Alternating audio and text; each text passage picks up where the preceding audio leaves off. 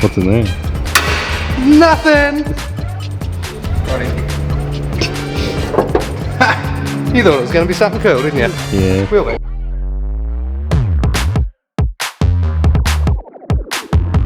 Feel it? Oh, you did. It's so soft, isn't it? Maybe it's Maybelline. It's wet. That's why I washed it. Oh, soft, eh? Mine's softer. And straighter. I said to Kate, I was like, oh, I gotta wash my hair and it's gonna go real soft. She's like, use mine. It's salon grade. It won't make it go as fluffy. and I was like, You obviously don't know my hair, bitch. That's going in the video. too busy blocking out the haters. Huh? What? Well, buttermilk biscuits. On, that is on, that is on.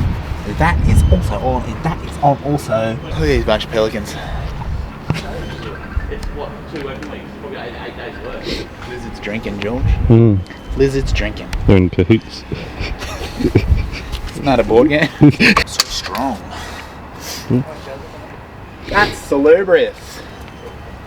Is that a board game? Is that a... So we got the Cressy in. Cressy's back. Cressy's ready to almost go again, but couple changes, couple upgrades. So one, the exhaust manifold, the casting on the manifold cracked. So we've got the that'll's come off, been fixed up, re-welded, preheated, welded, all that jazz. So that's all good again.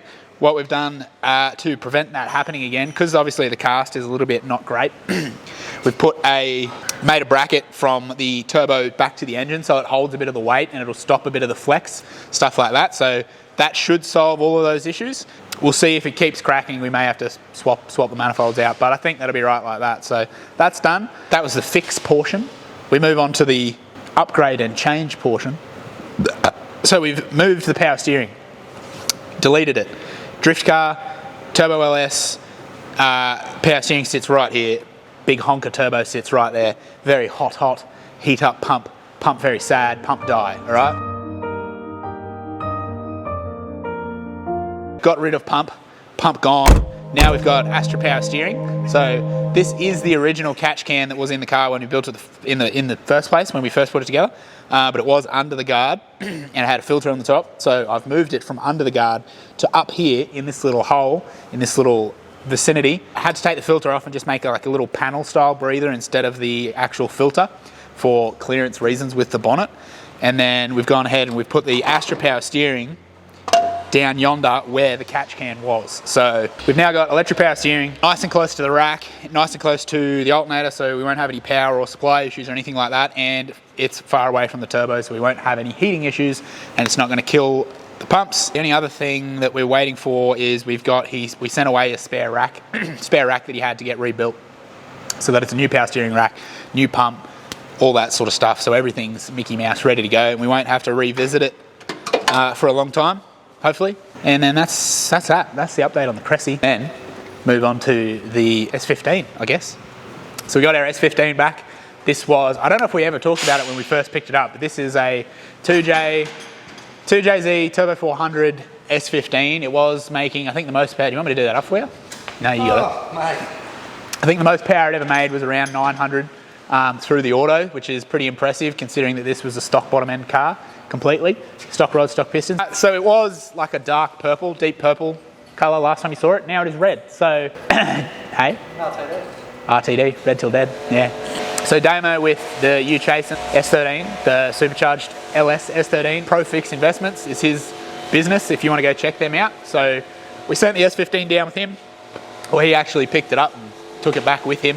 And he's fixed it all up and done a sort of open door respray in the infamous SRS red that Stewie loves so dearly. So we got GHEEUP, it's the same red as GHEEUP. 3 red things now, and I'm sure there'll be more to come, but this thing's looking really good.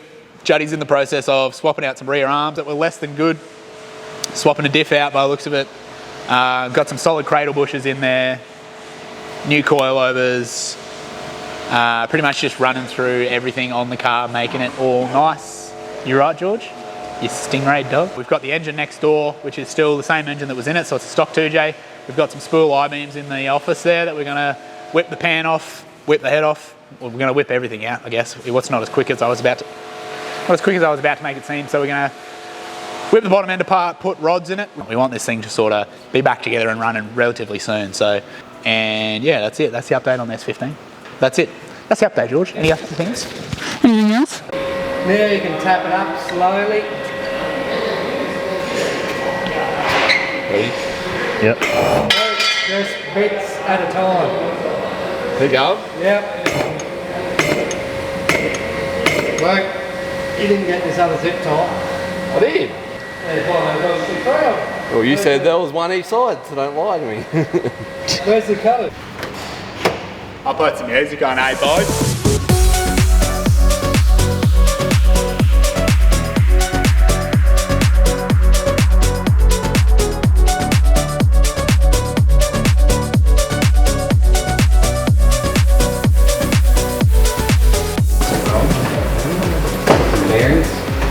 Anywhere near that hole?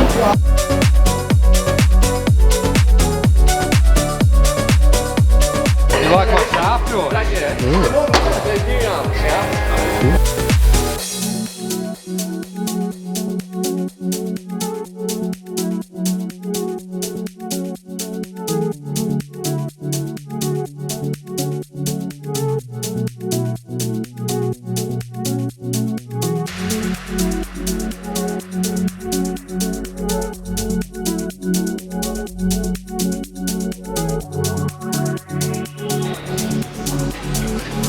Ew.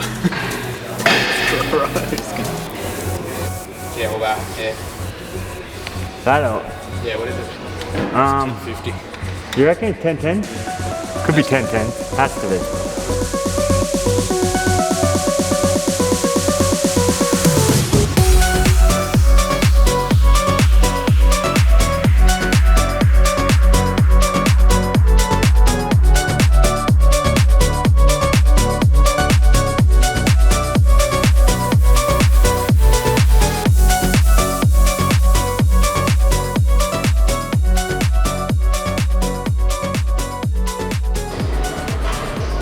Hey Daniel, you gonna get that cooler piping sorted?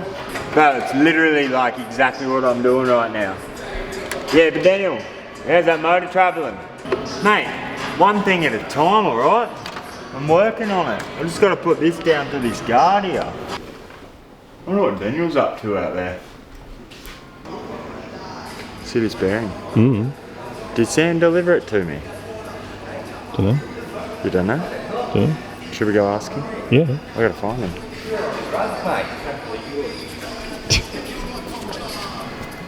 Wonder if it'll roll the whole way there.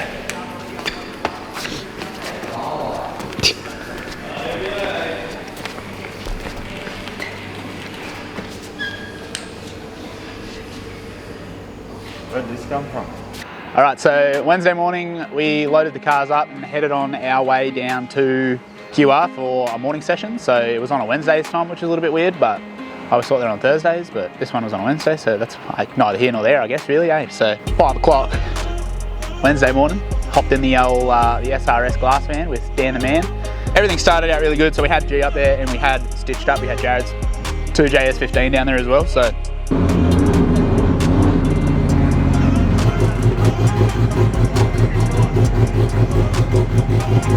We had some super sporty tyres to burn today.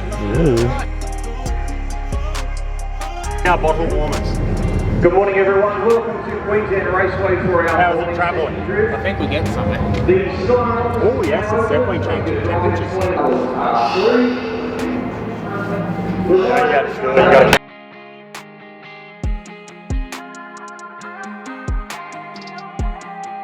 Oh baby, I don't wanna know.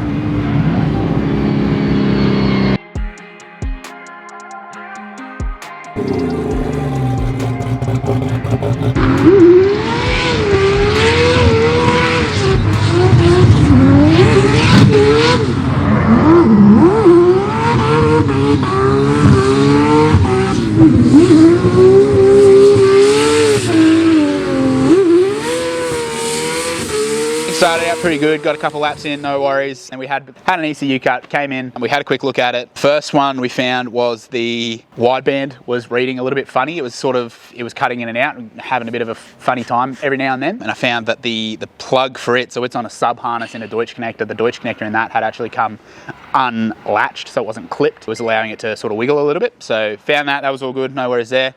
Went back out, had a really good run. Had a really good couple laps, and then it came back in, or got towed in, sorry, actually. It just shut down, wouldn't start, would sort of fire a little bit and then shut off. So GHEEUP has a mechanical fuel pump on the front of the engine that you can see there, right there. It's a Kinsler mechanical fuel pump, and what had actually happened was it had shot, that's probably not the right term for it, but it had pushed that pump out far enough to where the shaft was no longer engaging, so basically had no fuel pressure. So in this system we run a bit of a tricky surge tank, which allows us to always have a small amount of pressure up to the mechanical pump, so it was enough for that to bleed through, pump it into the ejectors and get us to fire like a tiny bit, like get us like a little bit of a splutter, but not enough pressure to actually run it, which is down to the mechanical fuel pump to provide that pressure. So we found that, we started sort of tearing it apart. We thought maybe the shaft had actually snapped or something like that had gone, or the coupler. Had a quick look at it, we sort of figured that it had actually just come out, and so all we did was reset it in there, tighten it back up, and he went out and had a really good lap. No issues at all. Came back in, I think we changed tyres or whatever it was, went back out, and then we found that the pump had then worked its way out again. So there's obviously something else going on there. We're not entirely too sure what is happening. We're going to get the radiator out, get the pump out, and sort of dive into it a bit further and try and figure out why it's actually happening. And in amongst all of that, it also blew up the gearbox again. So it was his last lap. He went out fourth in turn 2, went to downshift into third, and just had nothing, just locked up.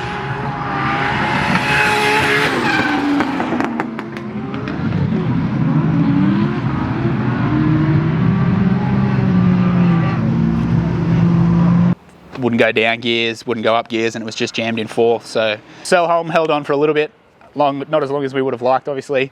We've pulled it apart, and we're not too sure which came first, but it snapped a dog ring and a selector. So we're not sure if it tried to grab the gear and it snapped the selector first, which then let the dog ring float around and then it snapped, or if it grabbed the gear, the dog ring snapped, and then the selector snapped. We're not sure which came first in that version of events, but a bit of a nightmare. Try and fix that because we're not sure where we're going to get parts from, because it's out of Switzerland or out of Sweden or something, and nobody speaks English obviously. So going to talk to RTS and see if we can get a 5XD, and whether or not they're actually going to basically tell them the whole story and see if they think it's actually going to hold, because up until now they've said 5XD's it, like that's the bee's knees. Yeah, so maybe once they hear the full story about what this car's actually doing and what it's capable of, then they might be a bit more apprehensive. But if they still stand behind it, then I think that's the plan, that's the direction we're going to go. But if they get a bit wary of it and say, oh yeah, you know, maybe not, then this car is probably going to get an auto and it's going to get retired from drifting, and we're going to build Andy's S15 comp car. So there's a couple directions it may take, but we're not sure where we're going to end up yet. We've got to do a bit more research and sort of talk to some boys from RTS and all that sort of stuff. Moving on to Jared's car. Jared's car went really good all day. Did pretty much I think he did every set of tyres. I think the tyres on it at the moment are the last set. Six or so sets of tyres, I'm not too sure. Something there, like 5, 6, maybe 4, 5, can't remember, don't know, somewhere. Anyway, did a heap of laps. Was doing really good. He was starting to get a hang of it a bit more.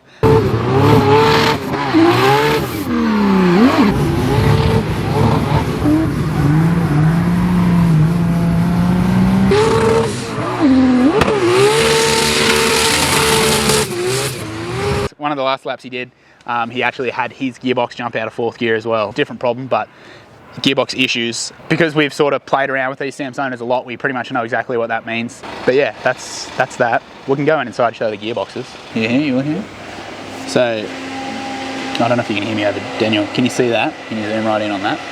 Here is round. Yeah, you got that? Yeah, so that's what it shouldn't look like. If you look at maybe that one where my finger is now, see how that one's a nice square edge? Yeah, that's what it should look like. So those is how those two tangs come around. You select your gear and they come around and engage, and then drive is given to the gearbox. The problem is when you are mid shift and engagement is given, the dogs don't have time to engage, and so they don't catch properly and they round the edges off. So that's sort of what causes that, is the shift isn't completed before engagement is given back to the box. And then on a couple of these you can see where it's very evident of that, where the dogs have hit sort of halfway along where the shift hasn't been completed yet. So they're a very simple design, but yeah, it's almost the harsher you treat these things, the better they take it. You really got to make sure that you're shifting with some, what would you say? Enthusiasm. Yeah, really crank it into gear. But yeah, that's that. So we'll get that pulled apart and fixed. And that's the update. All right, thanks for watching the video. This is the end. Engine's back in the red S15, but Blake will show you that on the next one. He's going to talk all about it. He's standing over there doing all. So next episode, Blake's going to be the head honcho, the big man, the big hammer. Big boy. Big boy. He's going to be all up in your face. I don't want to say. Like, comment, and subscribe.